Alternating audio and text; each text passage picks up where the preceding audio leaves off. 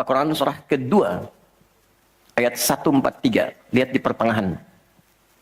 Wa ma kana Allahu liyudhi'a imanakum. Jika ada hamba siapapun menunaikan salat, aku nggak akan sia-siakan salat yang dilakukan dengan imannya itu. Maksudnya apa? Akan dibalas, diberikan perhatian sesuai dengan kadar salatnya. Disebut dengan iman. Dan yang paling dahsyat, ketika seseorang salat menghamba, kan gerakannya ruku, sujud, menghamba kan? Maka naik statusnya dari sekedar manusia biasa menjadi abdun. Teman-teman, ini rahasia besarnya. Perintahnya fa'budni, yang kita baca iyyaka na'budu, asal katanya dari kata abada, orangnya abdun, zamannya ibad. Dan tidak pernah disebutkan dalam Quran kata abdun kecuali untuk mengangkat derajat hamba di hadapan Allah. Contoh, Nabi Muhammad ketika peristiwa Isra dan Mi'raj dipanggilnya dengan nama apa? Quran surah 17 ayat 1. Subhanalladzi asra bi'abdihi. Tidak disebut nabi, tidak disebut rasul, tapi abdun. Nabi Sulaiman ketika diberikan kekuasaan besar, punya kedudukan yang hebat sampai menundukkan awan. Ya, sebelum Songgohan punya awan Kinton, Nabi Sulaiman sudah punya duluan. Suzuka Yatanabe tahun 96 kan, bikin komiknya. Saya nggak terlalu baca itu atau tonton, tapi saya tahu. Itu awan ditundukkan, angin bolak-balik. Ketika mendapatkan kedudukan itu, sifat yang disebutkan abdun, bukan nabi, bukan rasul. Quran surah 38 ayat 30. Wa wahabna li Dawud Sulaiman ni'mal abdu. Oke, Nabi Zakaria alaihissalam ketika akan diangkat statusnya dari suami menjadi ayah dan sudah berharap tinggi, dikabulkan, naik status, diberikan anugerah, disebutnya dengan abdun. Quran surah 19 di ayat yang kedua. Dzikra rahmati rabbika abdahu Zakaria. Nabi Nuh diangkat status memimpin kelompok generasi manusia setelah Nabi Adam, naik ke kapal, jadi pemimpin besar. Begitu diangkat, yang disebut statusnya abdun. Quran surah 17 ayat 3. Innahu kana abdan syakura. Kenapa disebutkan abdun? Abdun itu sifat penghambaan. Semakin tinggi ibadahnya, semakin tinggi pendekatannya ke Allah, semakin diangkat. Jadi dengan Allah itu karena Allah Khalik, kita makhluk. Laisa kamitslihi syai', enggak sama sifatnya. Jadi kalau ke Allah itu jangan terlalu ngangkat. Kalau tinggi direndahkan, kalau rendah ditinggikan. Karena itu kenapa saat sholat kita merendah supaya ditinggikan. Itu poinnya. Jelas ya? Itulah sebabnya kenapa Nabi dijamin surga, turun surah Al-Kautsar itu satu-satunya Nabi yang sebelum wafat turun surganya. Rasulullah dengan turunnya surah Al-Kautsar. Kenapa? Salah satunya karena ibadahnya. Coba lihat kesaksian Sayyidah Aisyah itu di Al-Bukhari nomor hadis 1147. Kedatangan tabi'in namanya Abu Salamah bin Abdurrahman, tanya bagaimana sholat malamnya Nabi. Kata Sayyidah Aisyah, jangan ditanya panjang dan khusyuknya, panjang dan bagusnya. Beliau memang sholatnya 4 rakaat di awal, tapi jangan tanya panjang dan bagusnya. Beberapa sahabat dulu pernah pengen tahu, penasaran. Diikuti sholat di belakang Nabi. Ternyata rakaat pertamanya dikira Al-Baqarah 100 ayat akan ruku. Ternyata disambungkan ke 286 ayat sampai selesai.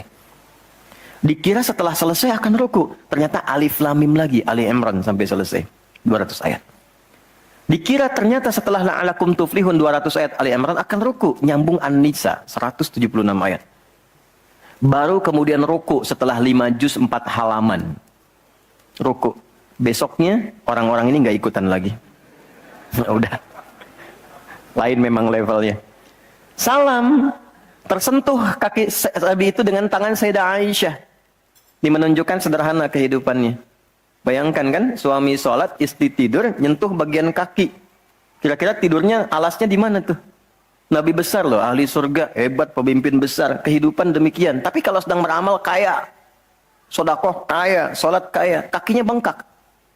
Kata Sayyidah Aisyah, kenapa begini ya Rasulullah? Alam takun madmuna, alam takun ma'suma. Engkau kan dijamin surga, surahnya sudah turun.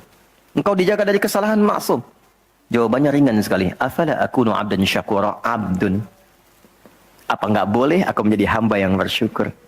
Ternyata syukur itu kalau dulu para nabi itu pakai ibadah. Jadi kalau dapat nikmat nih, teman-teman, ini rahasia hari ini ya. Di antara kita saja ya. Karena saya nggak bagi di yang lain nih, cuma di sini nih. Ya. Para nabi itu, kalau mereka dapat nikmat apapun, itu yang dilakukan syukur. Dan syukurnya lewat ibadah. Contoh, biasa kan suka hadir ulang tahun ya. Masuk ulang tahun kesekian. Nabi tiba-tiba hari Senin puasa. Ditanya oleh sahabat, ya Rasulullah kenapa puasa? Kata Nabi, ini hari lahirku. Jadi mensyukuri nikmat kelahiran dari waktu yang telah berjalan, itu pakai ibadah. Begitu dapat anugerah surga, turun Al-Kautsar, malah diminta ibadah oleh Allah. Inna a'tainakal. Setelah itu apa? Fasolli li rabbika. Tingkatkan sholat, tambahkan amal lewat harta. Jadi jaminan surga itu bukan menghentikan amal soleh. Anda sukses dengan pekerjaan, bukan berarti menjadikan hubungan Anda terputus dengan Allah. Yang paling aneh kan, Allah udah ngasih rezeki banyak, kok dipakai maksiat hasilnya? Allah kasih Anda minta, Allah kasih. Tapi begitu dikasih, kenapa dipakai untuk mabuk? Kenapa dipakai untuk maksiat? Kenapa dipakai untuk membeli sesuatu yang Allah nggak sukai? Kan ada perjuangan mendapatkan itu. Makanya dibalik caranya, ketika Anda menghamba, menunduk, Allah mengangkat. Tapi kalau Anda mengangkat, Allah turunkan serendah-rendahnya.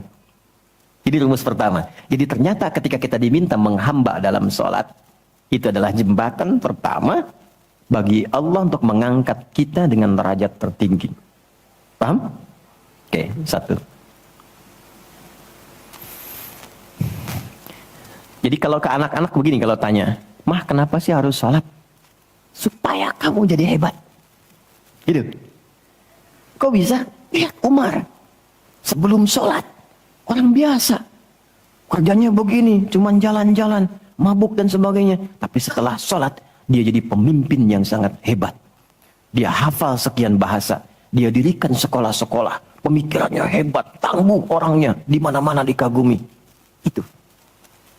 Kalau ada karyawan Anda bertanya, kenapa Pak harus sholat? Supaya kita makin sukses proyeknya. Makin banyak omsetnya. Coba lihat Abdurrahman bin Auf. Bukankah sebelum dia sholat dia kaya tapi biasa, malah hilang kekayaannya. Tapi setelah dia sholat dan dia praktekkan makna-makna dalam sholat, meningkat level kekayaannya sampai yang ketiga tertinggi. Dari kaya banget, kebangetan kayanya. Kapaknya terbuat dari emas kan? Abdurrahman bin Auf. Itu setelah sholat. Itu viral sekali kisahnya. Ya? Ya, jadi ini bagian pertama. Jadi ketika ada panggilan hayya 'alas shalah, atas sejak Allahu Akbar, rasakan panggilan itu ingin mengangkat derajat kita. Jadi kalau panggilan sholat itu dipahami sebagai hanya tuntutan ibadah, nanti jadi beban. Allahu Akbar, si ngantuk ya Allah.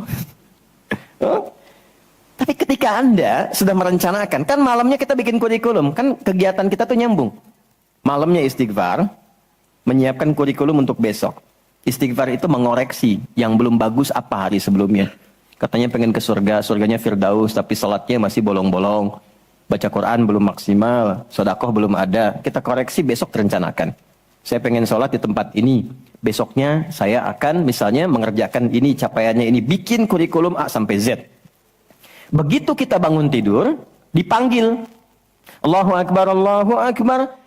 Yang kita siapkan itu tadi, rencana. Dibawa menghadap Allah, minta kemudahan. Minta perlindungan, minta pengangkatan. Makanya kenapa sholatnya disebut subuh dari kata asbah. Sesuatu yang sudah siap dengan rencana. Wasubhi idza tanaffas. Quran surah 81 ayat 18. Di orang Islam itu bangun dari tidur, dia sudah punya rencana yang mau dia siapkan ke depan apa. Jadi nggak ada ceritanya ke depan bingung. Jam 7 mau kerjakan apa, 9 ada di mana. Rencana itu dibawa menghadap Allah. Dalam sholatlah kita mintakan kemudahan. Itulah pengantar, pengangkat derajat. Jadi ketika azan berbunyi kalimatnya Allahu Akbar, Allahu Akbar. Ini peluang saya.